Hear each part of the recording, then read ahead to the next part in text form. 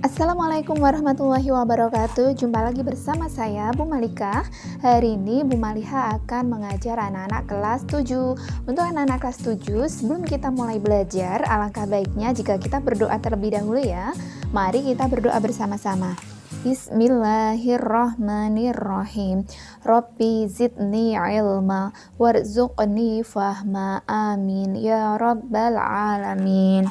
Semoga dengan doa tadi anak-anak dimudahkan oleh Allah untuk belajar bersama dengan Bu Maliha. Hari ini kita akan belajar tentang materi Khulafaur Rasyidin, penerus perjuangan Rasulullah SAW. Minggu lalu kita sudah belajar tentang satu tokoh Khulafaur Rasyidin, yaitu Abu Bakar As-Siddiq. Hari ini kita lanjutkan pada materi Umar bin Khattab, seorang yang tegas dan juga pemberani. Anak-anak yang Bu Maliha sayangi, Umar bin Khattab ini merupakan khalifah kedua setelah Abu Bakar As-Siddiq. Jadi setelah Abu Bakar As-Siddiq ini meninggal dunia atau wafat, ini digantikan oleh Umar bin Khattab. Umar bin Khattab ini lahir di kota Mekah dan beliau berasal dari suku Bani Adi, salah satu rumpun dari suku Quraisy. Ayah Umar bin Khattab bernama Khattab bin Nufail al-Sim al-Quraisy. Sedangkan ibunya bernama Hantamah bin Hashim. Nah, oleh Rasulullah SAW, Umar bin Khattab ini anak-anak diberi gelar Al-Faruq. Nah, apa itu Al-Faruq? Nah, Rasulullah SAW ini memberi gelar Umar bin Khattab Al-Faruq yang artinya orang yang bisa memisahkan antara yang benar dan yang batil. Dalam bukunya Jalaluddin As-Suyuti yang berjudul Tarikh Al-Khulafa tahun 1988 halaman 86, ini disebutkan bahwasanya sebelum masuk Islam, Umar bin Khattab ini merupakan satu tokoh yang sangat menentang ajaran dan juga seruan dari Nabi Muhammad SAW.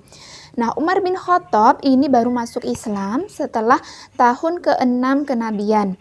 Beliau masuk Islam pada usia 27 tahun.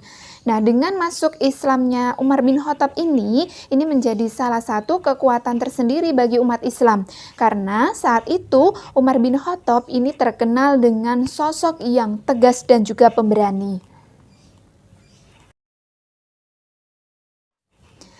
Dalam bukunya Sholihin yang berjudul Sejarah Peradaban Islam di halaman 9, ini disebutkan bahwasanya setelah Khalifah Abu Bakar As-Siddiq ini memerintah selama kurang lebih 2 tahun, beliau jatuh sakit. Nah, hal ini, kondisi yang demikian ini menjadikan Umar bin Khattab ini mengalami kecemasan apabila tidak langsung ditunjuk siapa pengganti Khalifah setelah Abu Bakar As-Siddiq.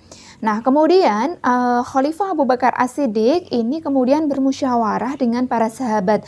Beliau menentukan kriteria-kriteria pengganti beliau setelah Khalifah Abu Bakar As-Siddiq ini.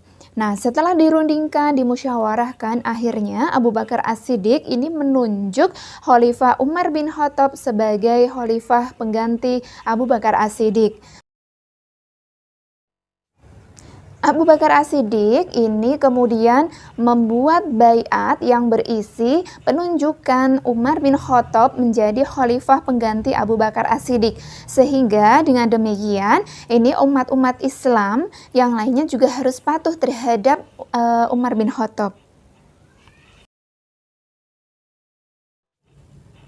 Sekarang kita akan melihat prestasi apa saja yang diraih oleh Khalifah Umar bin Khattab ketika beliau menjadi pemimpin umat Islam ketika itu. Yang pertama kita lihat adalah perluasan wilayah.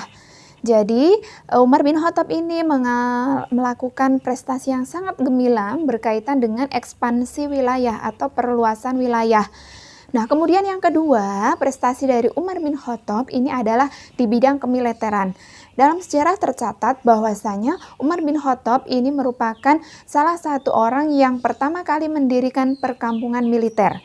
Beliau ini, Umar bin Khattab ini mendirikan pos-pos militer di daerah perbatasan.